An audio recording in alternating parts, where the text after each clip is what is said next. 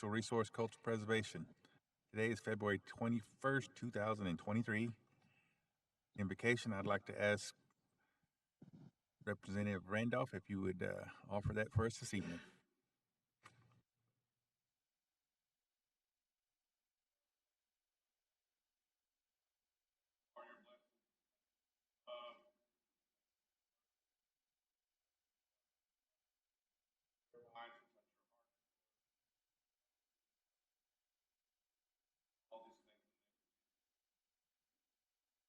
Thank you.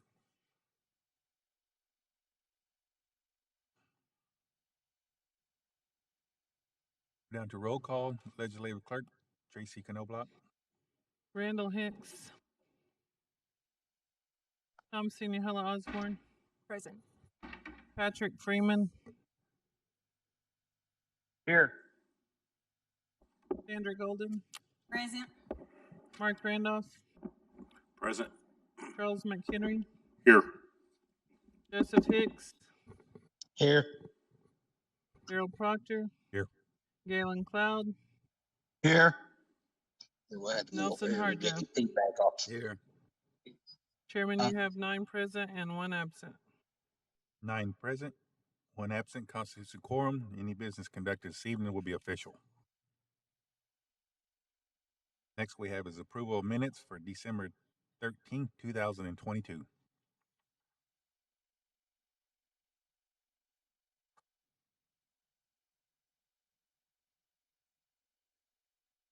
Chairman, this is Thomasine. Yes, go ahead. I make a motion that we approve the minutes with any necessary changes. Motion been made by Representative Thomasina Hola Osborne to approve the minutes with any necessary changes.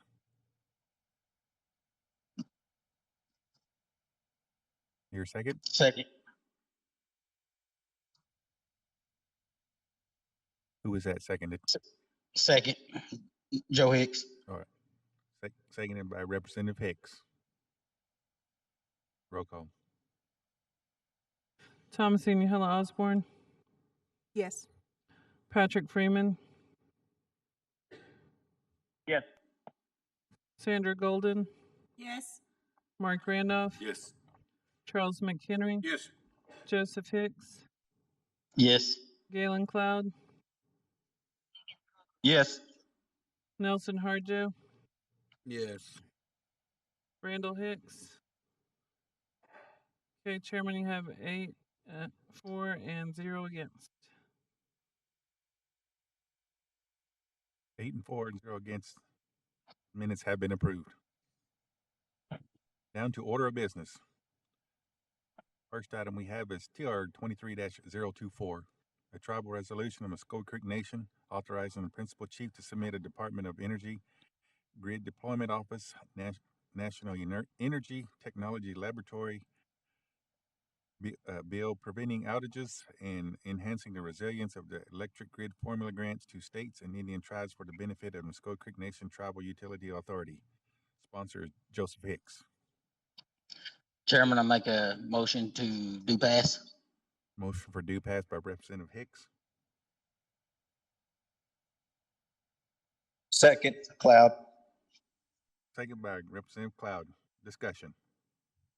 Chairman, we got Michael White who will be speaking on this. Okay.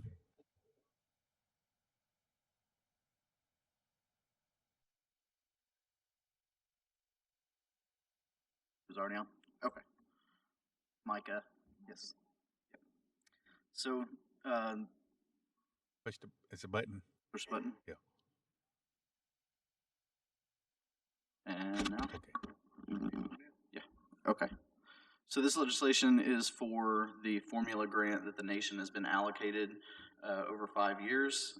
This represents the first 2 years of funding for fiscal 22 and fiscal 23, representing just over $1.8 million. The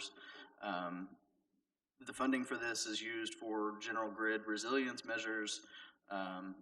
The exact program narrative is allowing us to come back and develop the project over time according to how we see fit and depending on the utilities and partnerships that we have in place.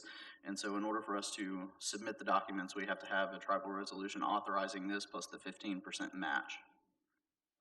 happy to answer any questions. Do we have any questions? Question? Yes, go ahead, Representative Golden.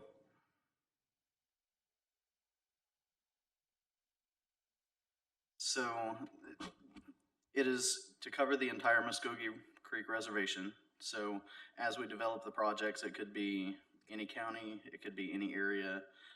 We haven't exactly finalized any of the projects, but we've been looking at enhancing some of the grid resiliency here on the main complex, looking for ways that we can reduce our outages and ensure that we're not experiencing power issues at various tribal facilities. So. And it would start here at the Capitol?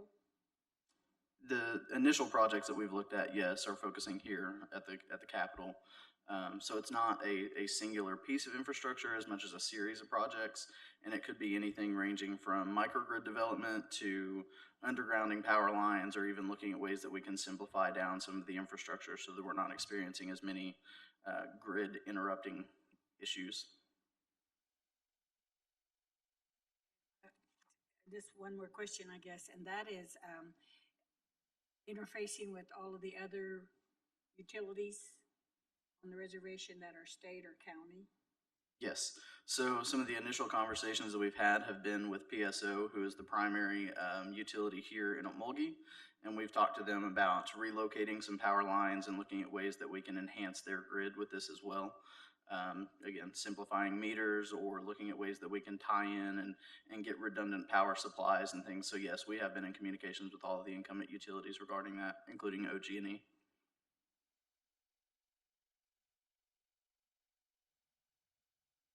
All right, thank you.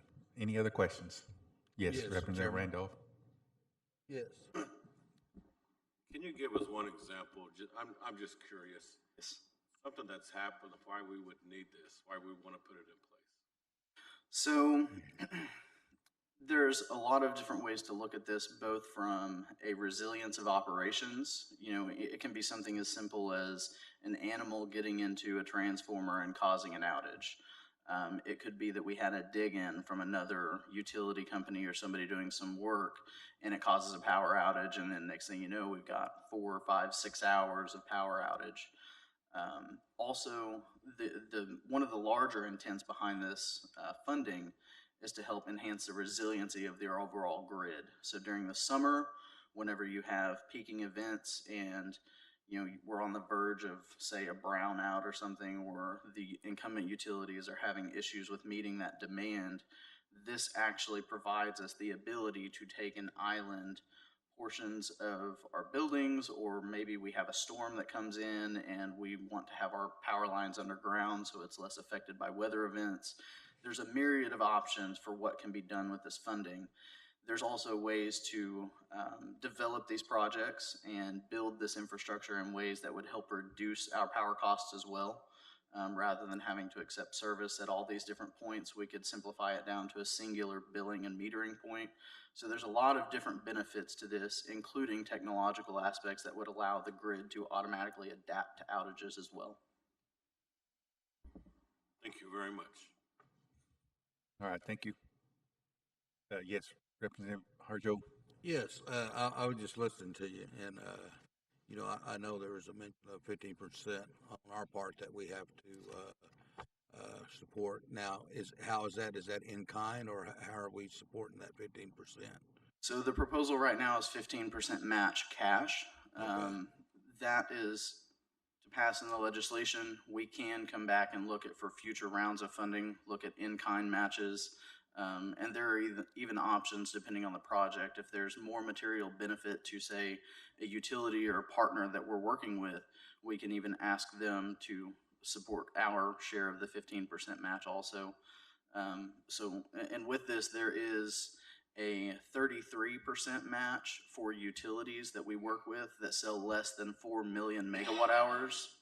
And for utilities that sell more than that, they have to match the project dollar for dollar.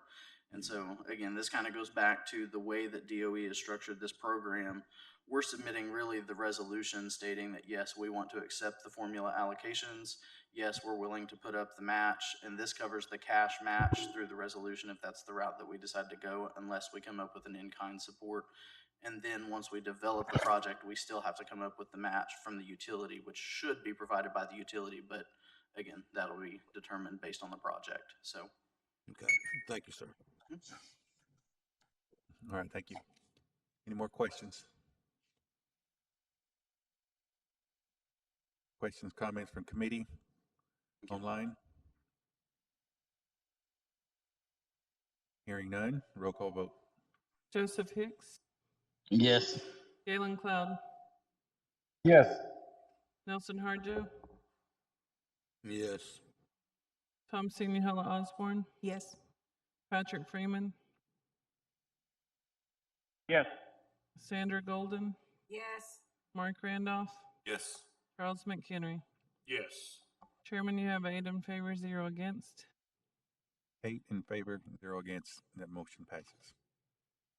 That concludes the order of business. Now we're in other business. We have no items in other business. Announcements. Do we have any announcements? I believe our planning will be immediately following conclusion of this joint committee. So we're down to adjournment and benediction, and I'd like to ask Representative Golden if you offer that benediction and serve as their adjournment.